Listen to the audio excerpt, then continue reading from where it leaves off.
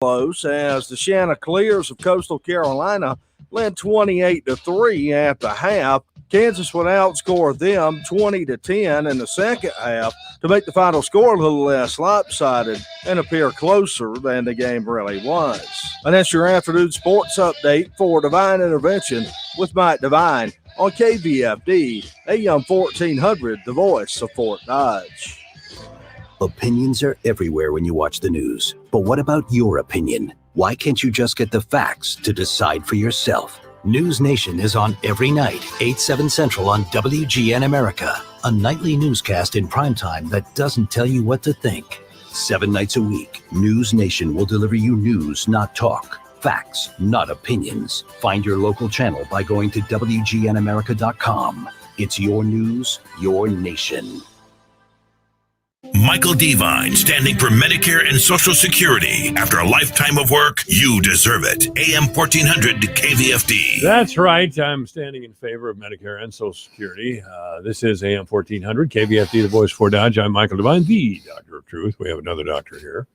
We have doctors all over the place on Monday. We have Dr. Dean Stansel, an economist, coming in a little bit later. Now we have a doctor of theology, correct? Doctor of ministry. Doctor of ministry. What's the difference between that? So doctor of theology would probably be more emphasizing just the actual theology. Mine is a little bit more practical in emphasis. And it's more for working pastors as opposed to people in the academy. Okay. I might have you grab that other microphone over there. That one just doesn't sound good again today. You want me to sit over here? No, sit over there. If you could sit right in the middle there. See if I can. There we go. Oh, you got it. You got it, buddy. There we go. I can stand in the gap here. Well, ladies and gentlemen, we have audio and video of the program again today. Just go to my Facebook page, AM 1400 KVFD, or Alpha Media website, and you'll see us audio and video, Pastor Hill and myself. I don't want you to be deprived of a chance to see just what a good-looking young man that Pastor Hill really is. But, well, I do need to keep us honest. We were talking right before we went on the air about my receding hairline. So I got to keep myself humble here on the air. Please don't do that. I have shoes older than you. I think I know I have a couple of pair of blue jeans older than you. I do still have some clothes from high school. And they still fit, believe it or not. So I don't know if they're in style. I don't doubt it a bit.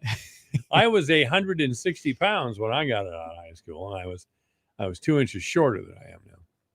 So you were still growing then, even after high school? Oh, I went into the service, and they issued me uniforms, of course. Mm-hmm. And I grew out of them the first year. Wow! I had a real growth spurt when I was a sophomore in high school, and then again when I was 19 years old. That's incredible. Yeah. So is that when you were over in Vietnam? Or? No, I was the first year.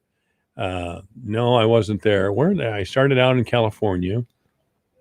Yeah, I was pretty much in California, I think, that first It's that California sunshine, that good weather. You just can't help but grow up when you're out there. Yeah. Well, the second year I did go overseas, and they issued me new uniforms. I mean, camouflage uniforms that we wore at the time. And I was able to get by the rest of my tour. Exactly. There you go. But we were called into inspection one day. I don't know, out of the blue, this colonel decided to have an inspection. We all got our dress blues on and stood outside. Uh-huh. And my pants were way up. I mean, they look like high waiter pants, to say the very least. Great. You've got one sock that's, showing part of your leg or something like that down by the shoe. Oh, yeah. And this colonel, he looked like a drinker. His face was kind of blotchy and his watery eyes. And he said, your pants are too short. And your hair's entirely too long. And I thought, I always wanted to tell him, and your breath is too bad. That's great. I'm not sure that would have gone over too well. Oh, it would not. I'd have been home a lot sooner. After I'd have visited Leavenworth. I don't know. Anyway, Pastor Hill is here. And, of course, we try to talk about, we try to talk about how we must be Christians in a world that is decidedly non-Christian. Mm-hmm.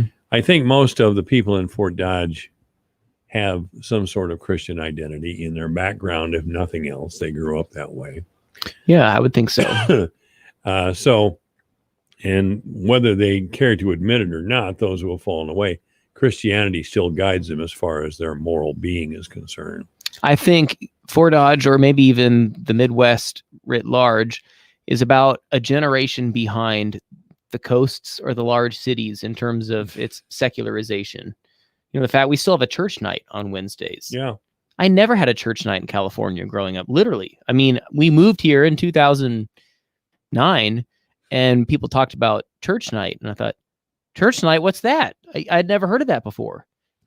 So we still, as a community, there are still some of those kind of cultural Christian vestiges that are still around, even if Sunday morning there aren't a whole lot of people in the pews.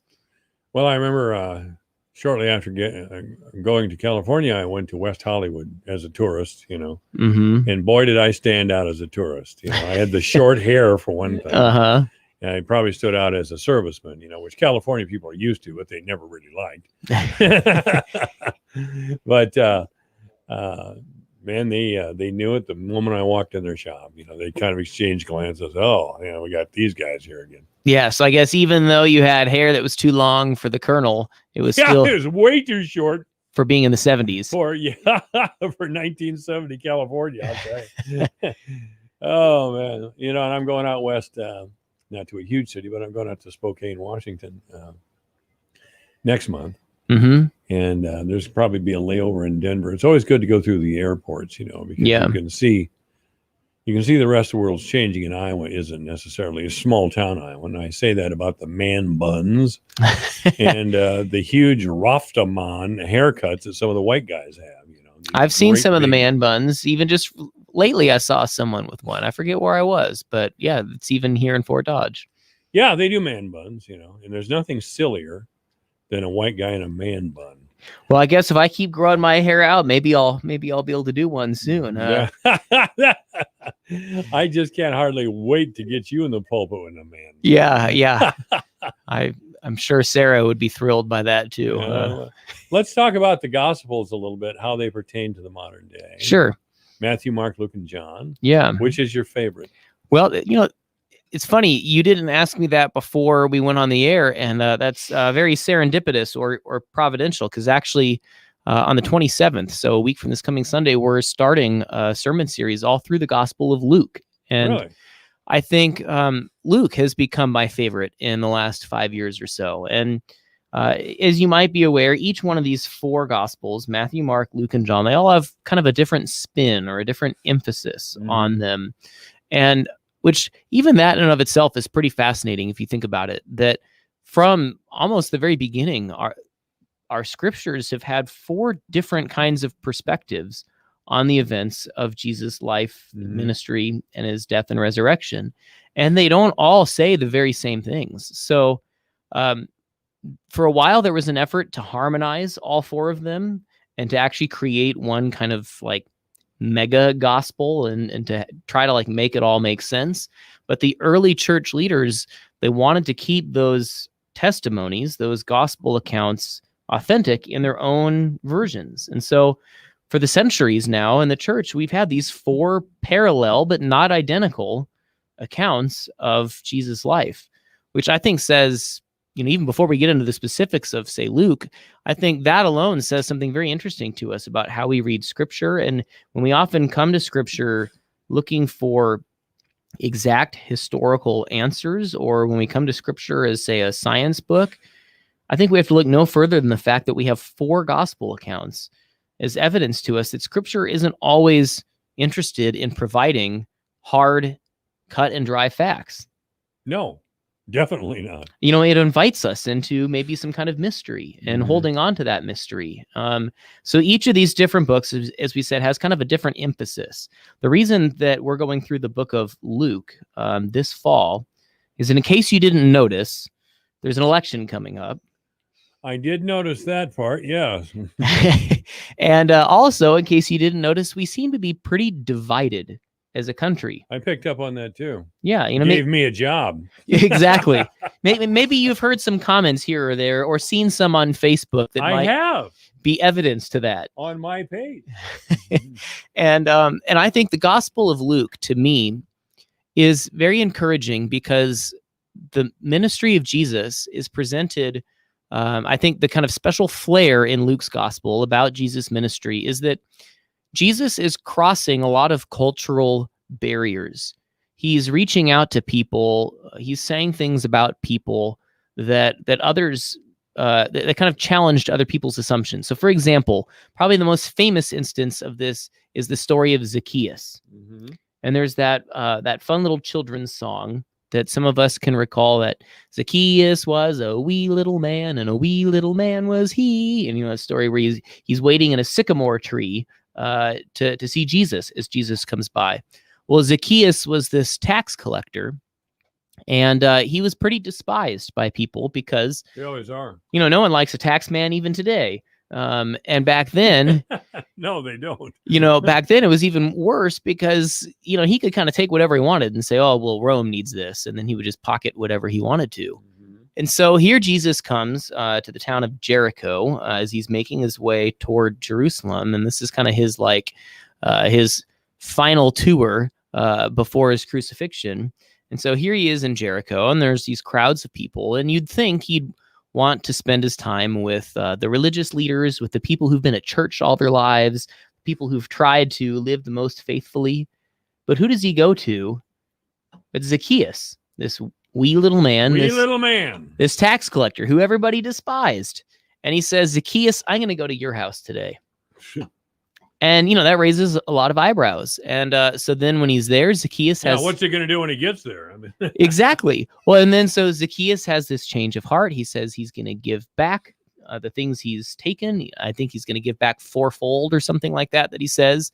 And so then Jesus says, this very day, salvation has come to this house. And that's just one story. There are many like that in Luke. Did Zacchaeus ask for salvation? Not explicitly. That's the other interesting thing. And now we see that there's this change of heart that Zacchaeus displays. Yeah, maybe that was for his own personal wealth. Well, exactly. Maybe he's just trying to look good. I mean, we don't exactly know. So then here Jesus is offering these very incredible words to Zacchaeus in front of all of these other people who assuredly thought they were better than Zacchaeus. Mm-hmm. They were more moral than Zacchaeus. And the Gospel of Luke is the only gospel that has that story in it. So mm-hmm. Zacchaeus, he's only in Luke's version of these events. And so there are some other stories like that are unique to the Gospel of Luke. So another one, the famous one, the Good Samaritan, where the Jewish gentleman is walking down the road to Jericho from Jerusalem, and it's this place that's known to have robbers, and it's kind of this treacherous road. And so he's accosted on his way there. And so then 3 different people come, 2 walk right by, a priest and then a Levite, the very people who you would think would stop and see someone on the side of the road. But then it's this Samaritan, this despised, dirty, gross heathen of a Samaritan who stops and cares for the man on the road. This story too is also unique to the Gospel of Luke. So Luke is filled with these kinds of stories. And the reason why I brought it up to kind of wrap this sermon up here for you this afternoon is Lord knows I need it. I think in this day, in this time, where we are certain to find even more division in these coming months, and regardless of this election, you better believe that the Wednesday afterward, there are going to be millions of people pretty upset. And there are going to be millions of people thinking that our nation is now entering its last days. And that's literally on either side, right? I mean, I hear people saying that if you vote for Trump, then, you're a racist, a bigot, all sorts of different things. If you vote those are just things people say. That's just propaganda. Yeah, but I hear it all the time. Well, that's the purpose of propaganda. Well, yeah. If you say the same thing with multiple voices, pretty soon people start to believe it, at least on a subliminal level. Exactly. I mean, Joseph Goebbels, the hateful, evil Nazi propagandist, was a master at this sort of thing. And we kind of see it on both sides right now. I mean, it's just fascinating to me that both sides are convinced that if the opponent wins, it's going to spell the end of democracy.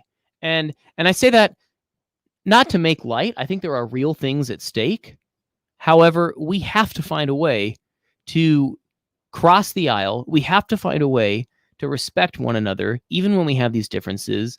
Otherwise, we will not survive. So I think these stories from the Gospel of Luke challenge us to see how God can be at work even in the other, even in the person who is completely different from us. Goebbels and Hitler intentionally, over a period of decades, demonized the Jews. Yeah. So by the time the 1940s rolled around, it was easy for the German people to assist in slaughtering them.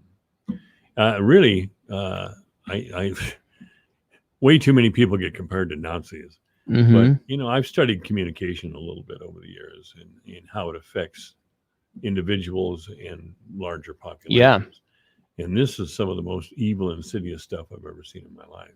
Apparently, everything is Trump's fault. Did you know that Trump was responsible for the crucifixion of Jesus Christ?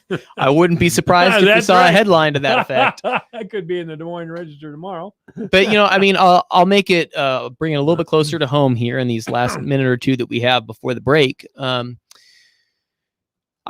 say, even in my own family, we really have struggles with this. And to be open and honest, sharing our thoughts and opinions, I find that there is division among us, and it's very challenging to share honestly and lovingly, assuming the best of one another. And that's in my immediate family. And I know that's the case in other people's families as well. So I want to at least create a space for us to lament the fact that we feel so divided that there are rifts even in our own families right now. That's not to be overlooked. Yes, that's true. Yeah. I'll tell you, I don't see a way back. I don't see, Joe Biden wants to get in the White House and restore our soul or something. Joe Biden. And what he wants to do is probably make certain sorts of speech illegal and government regulations on how we should behave in public, which is a horrible thought. It's just an evil thought as far as I'm concerned. Well, there's a lot more we can get into on that. And I think that is the question. Is there any coming back? And what do we do with that, depending on our answer? And don't think, due to the secularization of our country and the world, that someday that Christian faith and Christian teachings will be forced to the sideline or into people's homes or as far away as from the major population centers as we can get it. Don't think that's not possible. Don't think that's not on the agenda, because it is. These people have entered a very brutal phase and scary phase, frankly, of protest and just mindless hatred. Well, and I, without being too glib, I do hear it kind of on both sides. Now, there are also great people on both sides. Donald Trump got in trouble for saying that. I know. And I think part of the challenge we have to work through is how do we see the good in what people are standing for, while also being able to call out the extremism on both sides.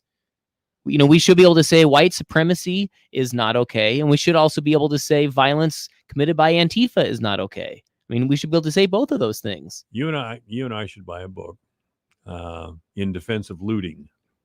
And I've already bought it. Mm-hmm. And I'll explain it to you a little bit when we come back. All right. Our guest is Pastor Austin Hill, the First Presbyterian Church, and we'll be back after the news.